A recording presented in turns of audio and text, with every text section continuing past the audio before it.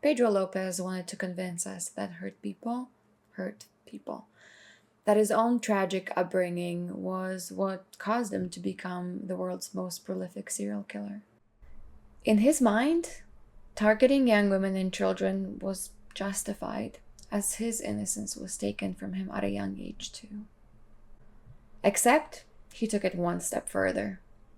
To Pedro, his victims were playthings, something to be discarded and silenced forever once he was done with them. Hey guys, and welcome to my channel. Today's case was a pretty difficult one to get through, as the perpetrator was targeting the most vulnerable members of society. During his 11-year spree, he claimed the lives of at least 110 people, although he claims the number is closer to 300. Although we see many serial killers inflating those numbers in order to gain notoriety, Lopez was pretty cooperative with the police, and when he told them where over 50 of the bodies could be found, he wasn't lying.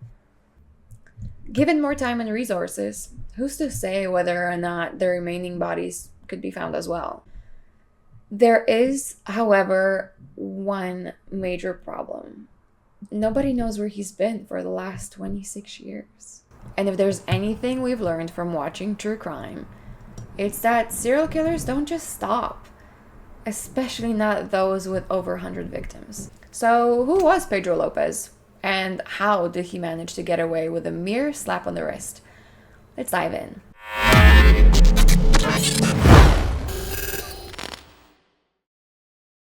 Pedro Alonso Lopez was born in 1948 in Colombia.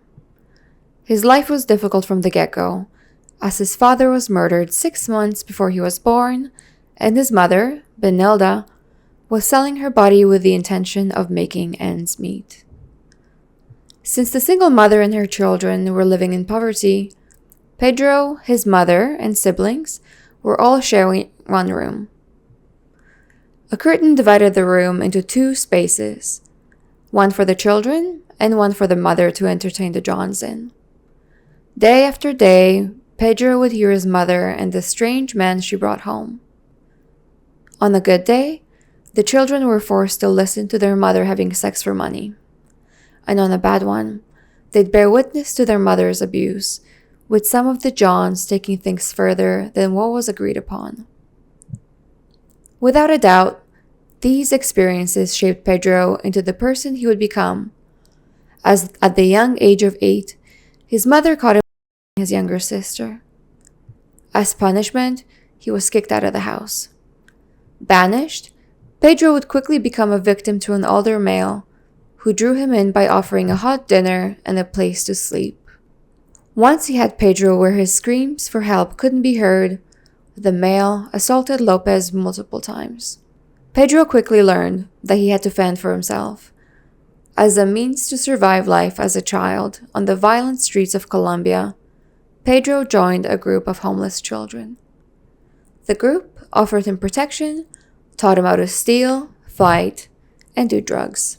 When Pedro was 10, he got what he believed was his lucky break. An American couple spotted him on the street and took pity on the malnourished, dirty, clearly neglected child and offered to take him in. But this brief period of hope and stability was shattered when 2 years later, Pedro was sexually assaulted by one of his teachers. Unable to cope with the pain and lack of repercussions for the teacher, the boy stole money from the school office and ran away. He'd spend the next few years stealing, begging for food, and growing more angry at the world in which he could not find peace. Throughout the years, Pedro started becoming more brazen in his crimes, supporting himself by stealing cars and then selling them for parts. This did not last very long, as consequently, he was caught by police and charged with theft, for which he was sentenced to 7 years in prison. Shortly after being locked up, the vicious cycle of sexual abuse continued, as he was raped by 4 inmates. The nightmare of continuous humiliation and degradation made Pedro snap. He was furious, as he was victimized numerous times throughout his life, with no one coming to his aid. Pedro knew then it was time to take matters into his own hands. He was done with being the prey and ready to become the predator. He wasted no time planning his revenge on the inmates and began making a makeshift knife. Some sources claim he killed 2 of the perpetrators, while others say he ended the lives of 3. One thing is for certain: no one attempted to hurt Pedro after seeing what he was capable of. The additional offense only added 2 years to his sentence, as he was able to argue that what he did was in self-defense. We do not know the details of how the event actually unfolded, but by the time Pedro was 23, he was back on the streets of Colombia. Unafraid, with nothing to lose, he started working on satisfying his hunger for revenge and the need to feel in control. Shortly after his release from prison, Pedro began making his way down south to Peru, where he believed he'd have an easier time getting away with his crimes. South America is often looked at as a place where police don't have the authority they possess in other countries, and the numerous tribes found in Peru follow their own rules without any involvement of the outsiders, both of which made for great opportunities for Pedro, as he needed a place where the new cases couldn't be tied to his criminality and violent tendencies. Pedro has now fully turned into a monster. This is when he became known as the Monster of the Andes. The people in the area became terrified of the events happening around them. Young girls started disappearing weekly, sometimes daily. Pedro became insatiable in his pursuit to hurt as many women as he could, targeting an average of 3 girls per week. He would abduct and murder the girls, leaving no witnesses and no evidence he was responsible for the crimes. But Pedro's cockiness made him reckless, and at last he set his eyes on the wrong target. After murdering dozens of girls at this point, Lopez was going to suffer the consequences of his actions.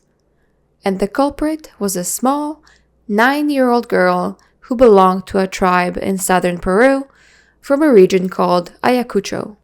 Thankfully, the tribe connected the dots and captured Pedro, ready to punish him for the atrocities he committed. Although there are multiple reports on how the locals were planning on punishing Pedro, one thing is for sure: he was not going to get out of it alive.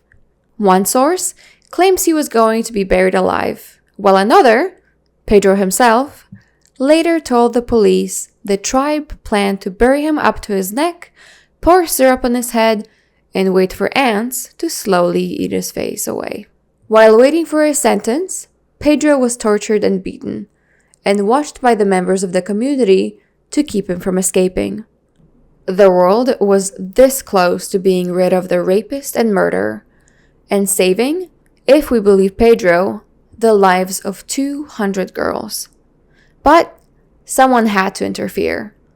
That person, who is now partially responsible for the deaths of many children, was an American missionary. The woman somehow managed to convince the tribe to hand the Monster of the Andes over so that she could take him to the police. I am not sure how she managed to do that, but they entrusted her with the perpetrator. Again, sources disagree as to what happened next. According to some, the missionary, unaware of the severity of Pedro's crimes, released him at the Colombian border.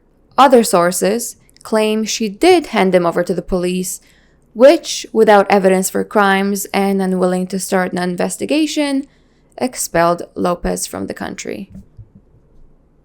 Free once again, Lopez became a drifter, learning the importance of moving around when committing crimes and never staying anywhere too long. He realized that staying in Colombia didn't offer many opportunities.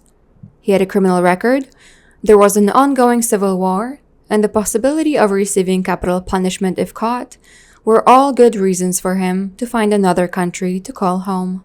He finally decided Ecuador sounded like a nice place to settle down and hopefully continue on collecting further victims. Clearly, Lopez has learned from his mistakes, as this time he was far more calculated in his MO. Prior to committing crimes, he searched for places which would make for good spots to hide his victims' bodies.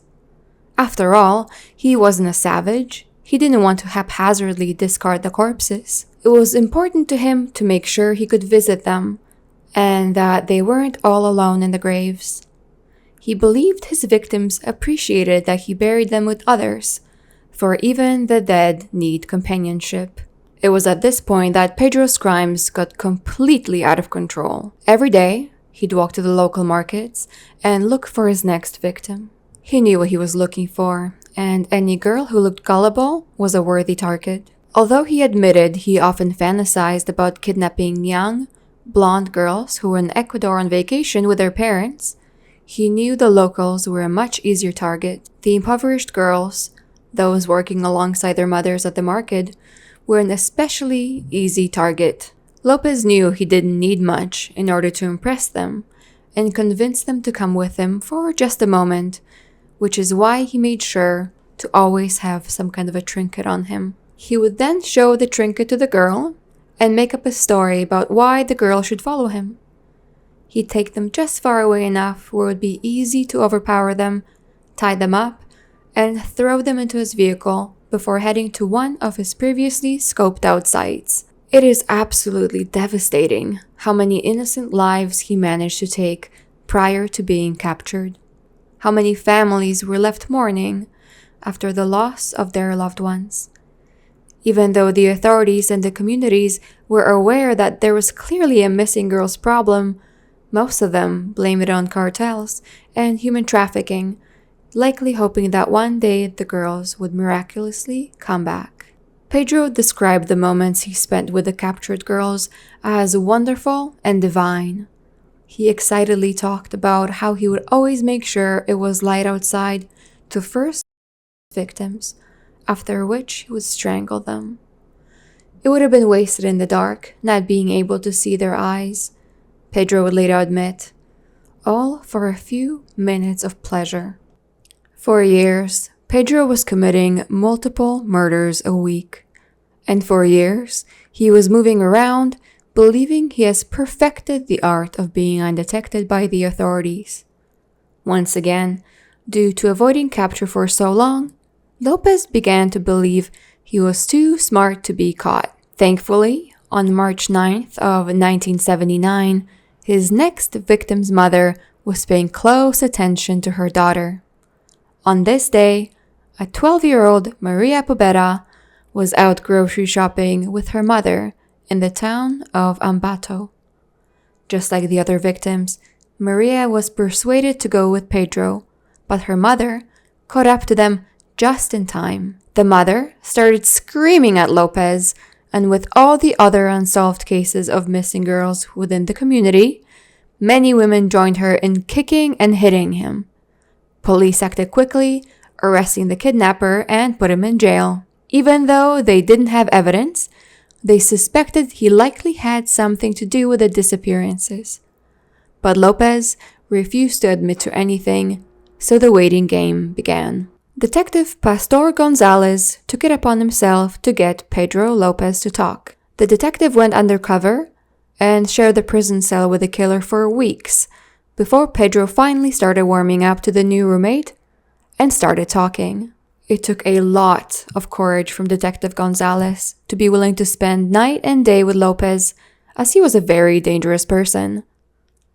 Gonzalez later admitted he'd sleep with a towel around his neck, since he feared Pedro would slit his neck while he slept. But his efforts paid off.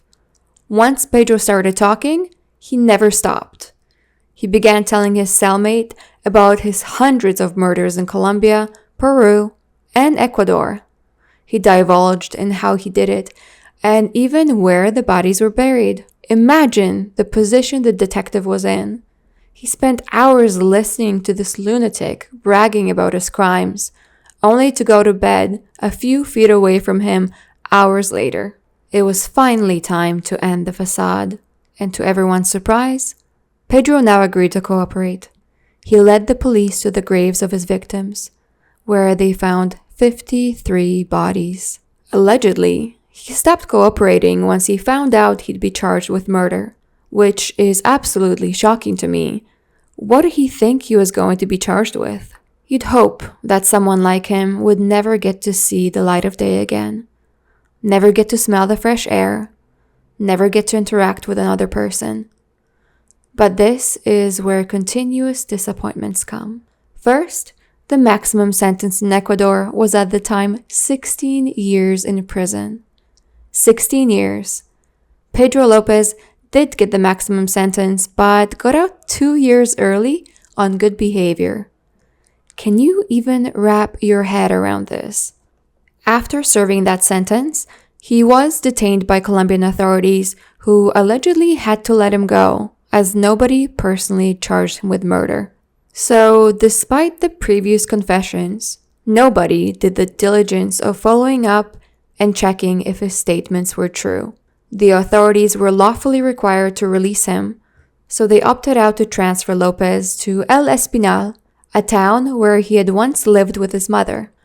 They were hoping that one of his older victims might recognize him. A local woman, Alba Sanchez, soon came forward, recounting how in 1979 she saw Lopez walking away with her daughter, Floralba. It was the same signature method of abduction used in his known Ecuadorian murders. After a brief trial, Lopez was found guilty, but his lawyer successfully argued that he undergo a psychiatric evaluation first. In 1995, he was declared insane and sent to a mental hospital instead of prison. 3 years later, in 1998, another evaluation found him sane, and he was released on a $50 bail, with orders to continue psychiatric treatment and report to the police monthly. He violated both conditions and disappeared shortly after. And that is all we know about the last whereabouts of Pedro Lopez. It sounds like an absolute nightmare. It's hard to grasp that he really managed to slip through the cracks to this extent. We have no idea where this man currently is or what he's doing. Up to the year 2005, the Guinness Book of World Records listed Pedro Lopez as the most prolific serial killer. However, it was finally deemed inappropriate and the ranking was taken out of the book as it made a competition out of killing. And that will be all for today. This case was a devastating one on so many levels. Thank you for listening to this insane case and spending some time with me. Subscribe if you'd like to see more from me and drop a comment below letting me know what you think happened to Pedro Lopez. Bye!